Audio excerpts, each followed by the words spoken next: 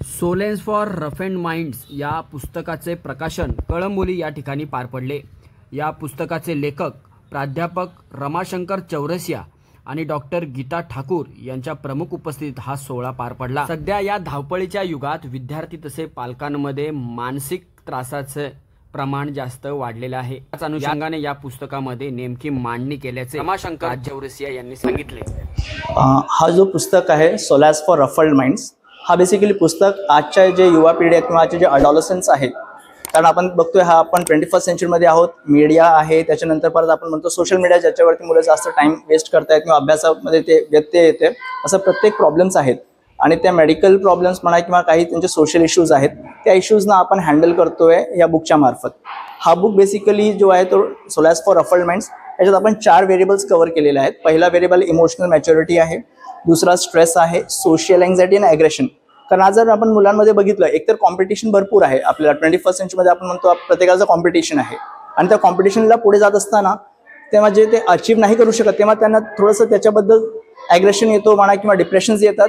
तर हा जो बुक आहे तर बेसिकली हा एक गाईड रोल मार्फत असणार आहे। हा बुक त्यांना एक गाईड म्हणून वापरता येईल त्यांना, आणि हे तसं त्यांच्यासाठी हे गायडन्स असणार आहे। हे गायडन्स फक्त मुलांसाठीच नव्हे तर हा एक स्कूलसाठी म्हणा किंवा मॅनेजमेंटसाठी, पेरेंट्ससाठी आणि टीचरसाठी, त्यांच्या सर्वांगीण, कारण आपण ॲट द एंड म्हणतो ऑलराऊंड डेव्हलपमेंट, तर त्या ऑलराऊंड डेव्हलपमेंटच्या हिशोबाने आपण ह्याच्याबद्दल वर्क केलेला आहे। 3-4 वर्षाचा आहे। आता हा माझा PhDचं रिलेटेड टॉपिक आहे आणि माझे guide doctor Geeta Thakur madam यांनी त्याच्याबद्दल गायडन्स दिलेला आहे आणि त्यांनी त्याला एक जे सिक्वेन्शियल फॉर्मॅट आहे तो सिक्वेन्शियल फॉर्मॅट त्यांनी दिलं आणि त्याच्यात आपण एक 4 वर्ष याच्यात आपण वर्क केलेलं आहे। त्याच्यात बरेचसे एक्सपेरिमेंट्स आपण बघून घेतले, त्याचे जे प्रूफ रिडिंग आहेत किंवा त्याच्यात अजून जे एक्सपेरिमेंट आपल्याला सुधारवता येईल त्याच्यासाठी डॉक्टर लता मॅडमनी भरपूर याच्यात इनपुट्स दिलेले आहेत आणि हे सगळं त्यांचे कंबाईंड एफर्ट्स आहेत, ज्याला आपण आज हे बघू शकतो की हा बुक प्रकाशन झालेला आहे। तर आमचा जो प्लॅन आहे, आता आम्ही सगळ्या कॉलेजेसमध्ये त्यांच्या लायब्ररीमध्ये ठेवायचा आम्ही प्रत्येक प्रिन्सिपल्सना, प्राचार्यांना असं आम्ही रिक्वेस्ट करत आहोत।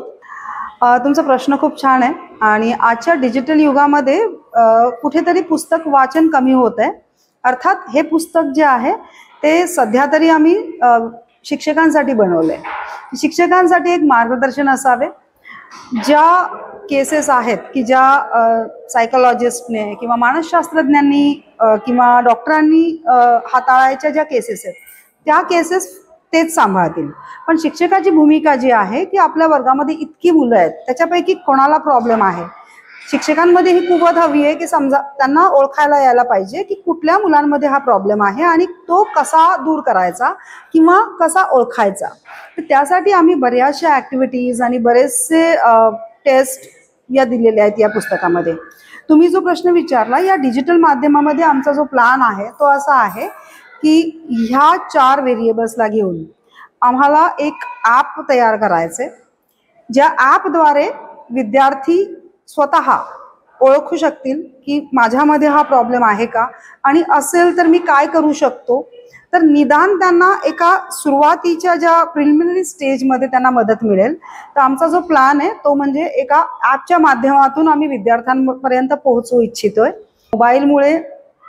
मोबाईलची व्यसनाधीनता वाढतीये, स्ट्रेस वाढतोय, नवीन टर्मिनॉलॉजी जे आपल्यासाठी सुद्धा नवीन आहेत, सोशल एन्झायटी, पॅनिक अटॅक्स। आता आपल्या काळामध्ये, जुन्या काळामध्ये आपण ऐकलंही नव्हतं एन्झायटी अटॅक्स काय असतात, पॅनिक अटॅक्स काय असतात। तर ह्या ज्या टर्मिनॉलॉजीज आहेत आणि ह्या ज्या नवीन गोष्टी येत आहेत याच्याबद्दल आपल्याला त्या पुस्तकातून या सर्व गोष्टींची खूप सोप्या शब्दांमध्ये ओळख होईल। हो, नक्कीच। म्हणजे इनफॅक्ट या पुस्तकाच्या फक्त हिंदी आणि मराठी नाही, कारण आपल्या जेवढ्या शक्य आहेत आमच्याच्याने, आणि आता सध्या मला वाटतंय तंत्रज्ञानाच्या युगामध्ये खूप सोपं आहे ट्रान्सलेशन करणं, आणि आमचे बरेचसे आहेत म्हणजे सहकारी आहेत, त्यांच्या मदतीनं डेफिनेटली आम्ही जितक्या शक्य होईल तेवढ्या भाषांमध्ये याचा अनुवाद करू इच्छितो।